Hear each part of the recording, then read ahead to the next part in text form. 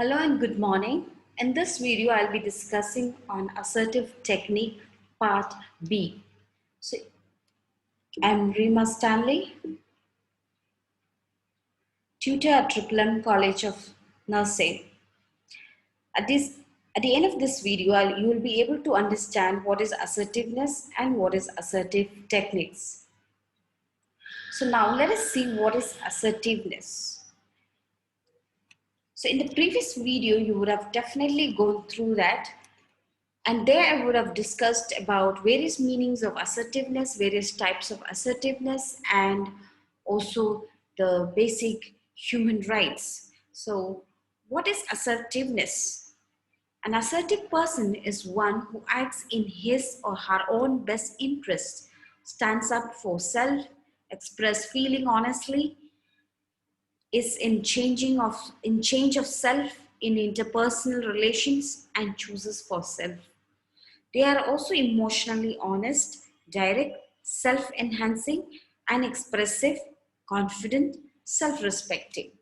So in simple meaning, assertiveness is to express yourself openly and honestly, positively and confidently. So difficult situation. So here are a series of questions I would like to ask you all. Have you ever been through difficult situations? Have you ever been punished by your superior for doing bad? Have you ever been disappointed by someone you really trusted? Have your friends gossiped about you? Well,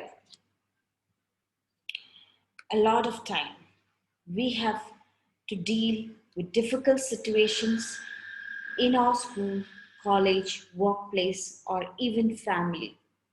Conflicts in mind always occur between people. Views on same situation differs from person to person. We are humans and we have emotions and ego.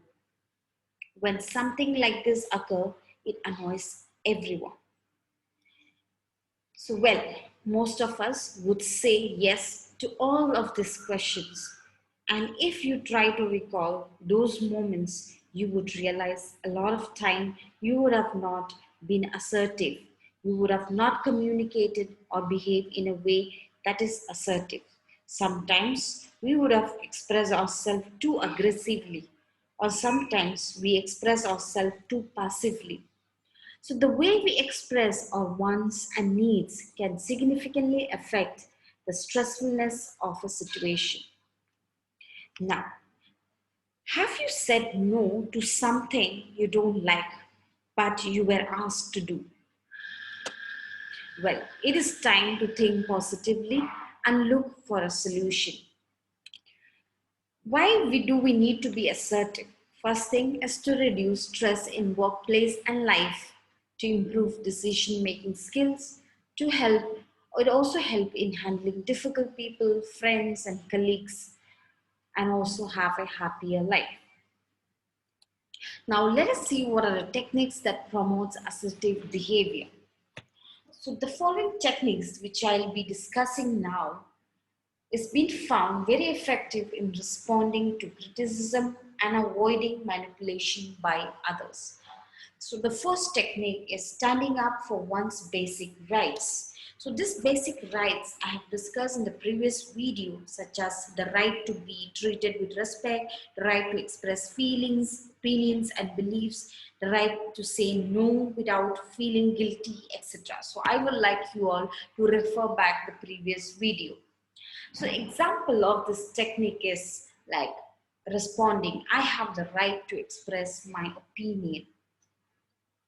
The second technique is assuming responsibility for one's own statement, which means this technique indicates the accountability of that person who made a statement or while in a conversation with the other person.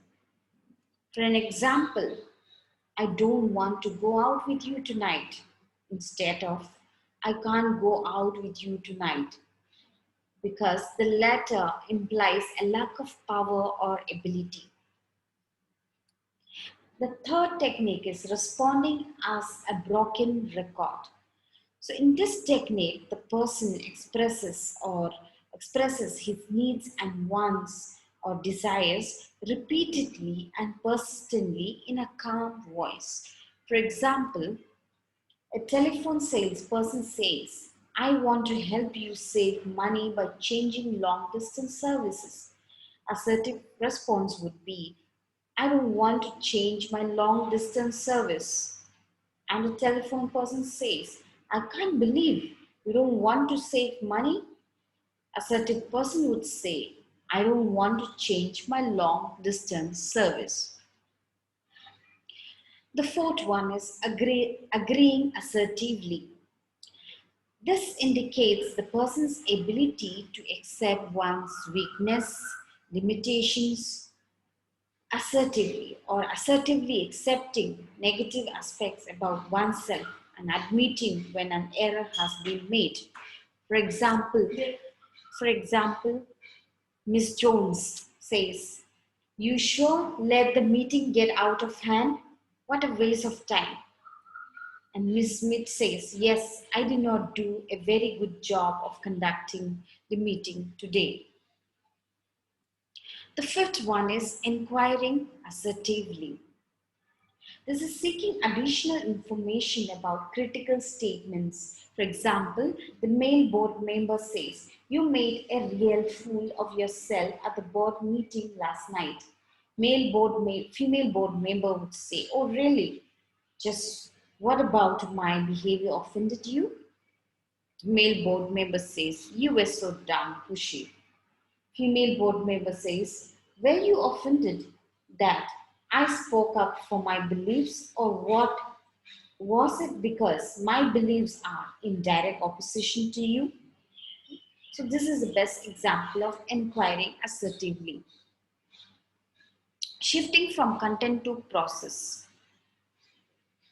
This means changing the focus of communication from discussing the topic at hand to analyzing what is actually going on in the interaction. For example, the wife would say, would you please call me if you will be late for dinner?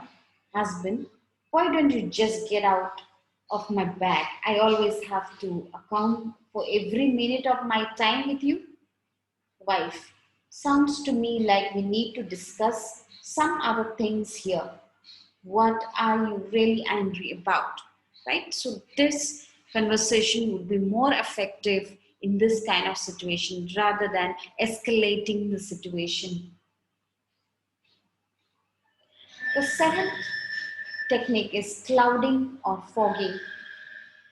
So this is technique is handling with critic arguments without becoming defensive and without agreeing to change. For example, nurse one would say, you never come to the Nurses Association meeting. I don't know why you ever belong. Nurse 2 would say, you are right, I haven't attended very many of the meetings, right? So that's the example. Next, eighth one is diffusing, that is putting off further discussion with an angry individual until he or she is calmer. For example, you are very angry right now. I don't want to discuss this matter with you while you are so upset. I will discuss it with you in my office at 3 o'clock this afternoon. Ninth one is delaying assertively, means putting off further discussion with another individual until one is calmer. That is, when you are angry or upset, you delay the conversation. For example, that's a very challenging position you have taken, Mr. Brown. I will need time to give it some thought. I will call you later this afternoon. The 10th one is responding assertively with irony. For example, the man says, I bet you are one of them so-called women's libers, aren't you? Woman says, yes. Why, yes? Thank you for noticing. The 11th one is using I statements. The I statements allow an individual to take ownership for his or her feelings rather than saying they are caused by another person. I statements are sometimes called feeling statements. They express directly what an individual is feeling, while you statements are accusatory and put the receiver on more of a defensive mood. The statement I statement have four parts, and this is how I feel. These are my feelings and I accept ownership of them. The when describe in a neutral manner the behavior that is in the problem. Why describes what it is about the behavior that is objectionable, while suggests change and is offering a preferred alternative to the behavior. So,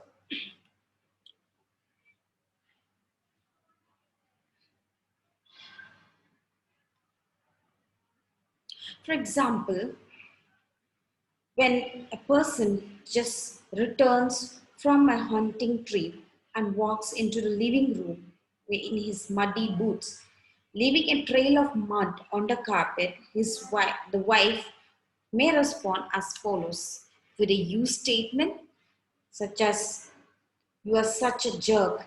Can't you see the trail of mud you are leaving on the carpet? I just cleaned this carpet. You make me so angry." With an I statement, "I feel so angry when you walk on the carpet in your muddy boots. I just cleaned it and now I will have to clean it again. I would appreciate if you would remove your boots on the porch before you come in the house. That would be a much better response.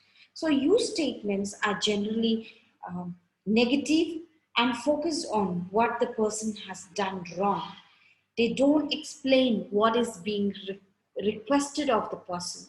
While I statements are more positive, they explain how one is feeling, why he or she is feeling that way, and what is the individual wants instead. So Hopkins in 2013, he stated the following about the importance of I statements. Part of being assertive involves the ability to appropriately express your needs and feelings. You can accomplish this by using I statements. This indicates ownership. Do not attribute blame, focus on behavior, identify the effect of the behavior, and direct and honest, and contribute to the growth of your relationship with each other.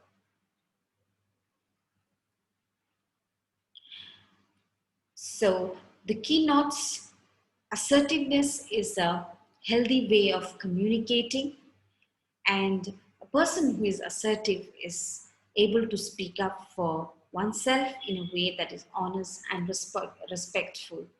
And here are the 5 C's in assertive communication: that is clear, concise, confident, courage, and control. So reference Mary C. Townsend, textbook of psychiatric textbook for nurses, and also nim.in, health topic, assertiveness, and www.webmed.com. Thank you for watching this video.